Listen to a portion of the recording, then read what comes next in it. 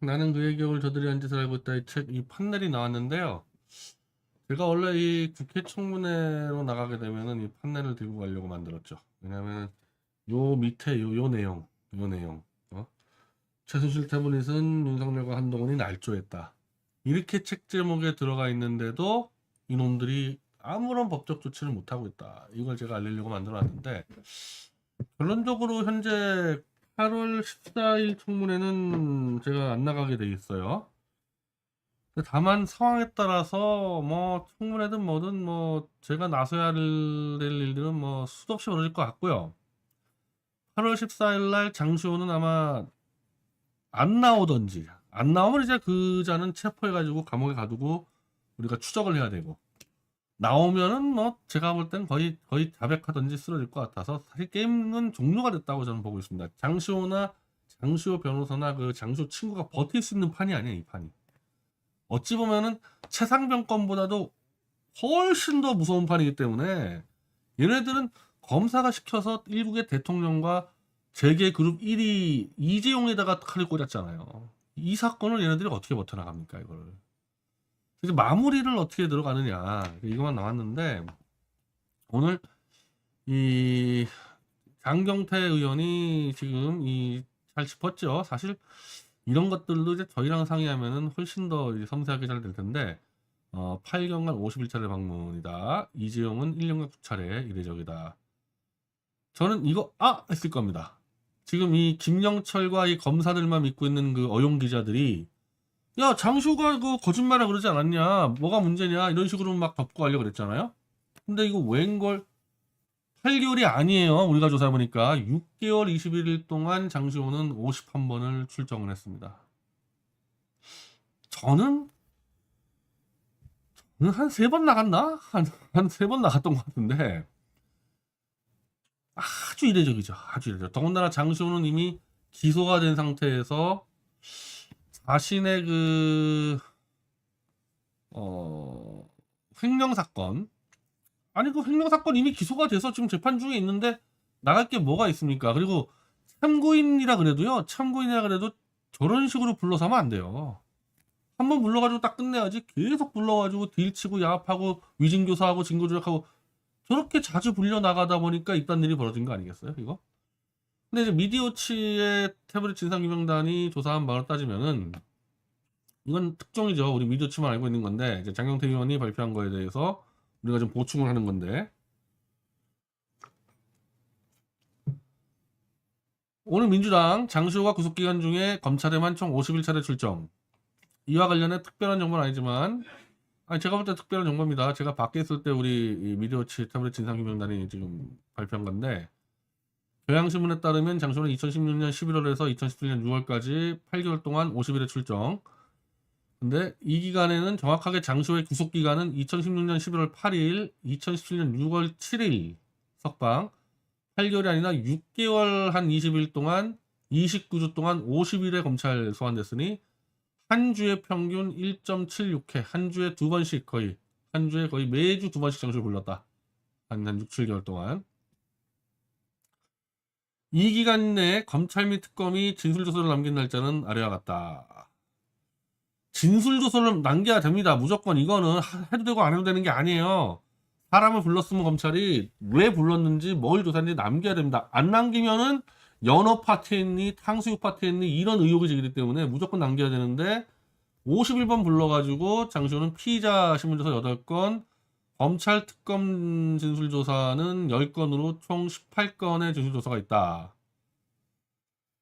피의자 신문조서 총 8회 2016년 11월 8일, 19일, 20일, 23일, 28일, 30일, 12월 5일. 요때 피의자 때 집중적으로 부른 거죠. 피의자 때 18, 19, 20일, 23일, 11월 28일, 11월 30일, 12월 5일. 사실은 이때 집중적으로 부른 거를 빼버리면요. 사실 이게 나중에 더 이상해지는데 보세요. 특검 진술조서는 총 10회.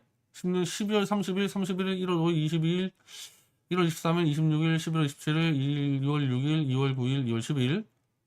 아니, 무슨 얘기냐면은,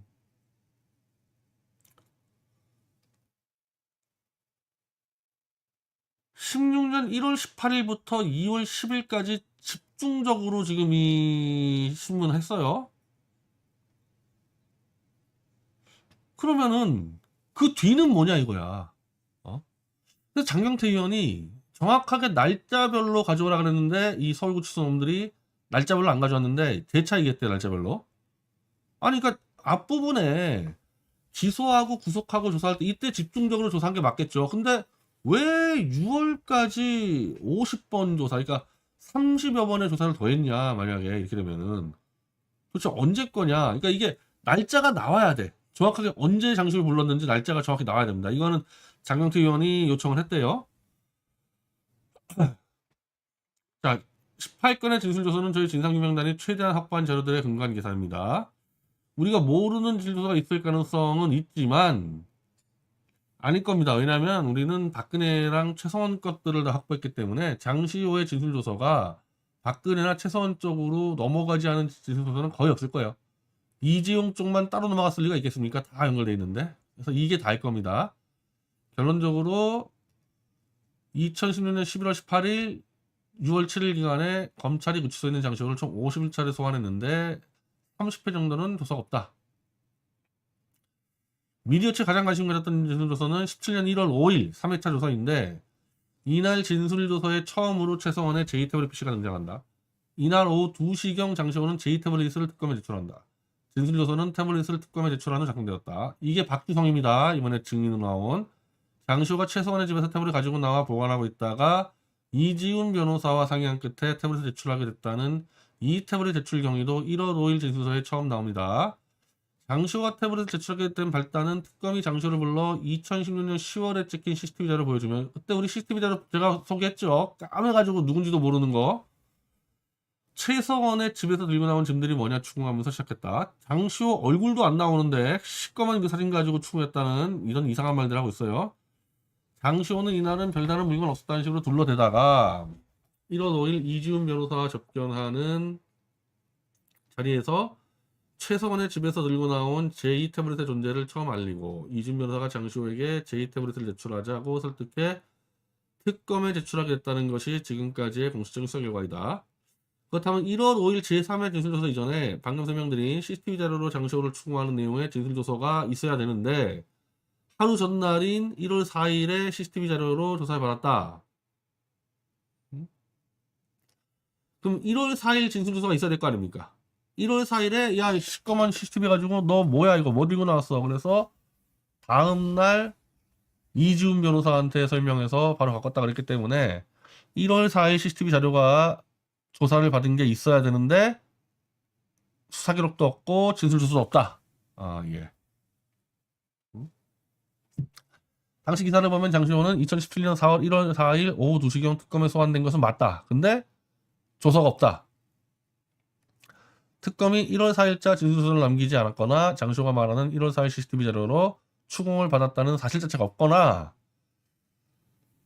1월 5일 조사에서 이 장시호와 박주성, 김영철, 한동훈들이 알리바이를 만들었거나 그래서 둘 중 하나다. 그래서 1월 4일 날 조사를 받았다는데 조서가 없다. 1월 4일 사례와 같이 장시호를 특검에 불러놓고 아무런 진술조서도 남기지 않은 날이 분명히 존재하고 오늘 민주당이 공개한 자료를 통해 이런 사례들이 무려 30회 가까이 된다. 나중에 가면 알겠지만요. 1월 4일하고 5일 사이에 이 변호사 이지훈이하고 장시호하고 걔 친구 김유미 말이 다 달라가지고 나중에 가관일 거예요. 이것들 아마 이 국회 나오면 가관일 겁니다. 이거. 이 내용은 저희가 정리해서 이 민주당 법사위의 장경태 의원, 김승원 의원 등한테 보내드리도록 하겠습니다.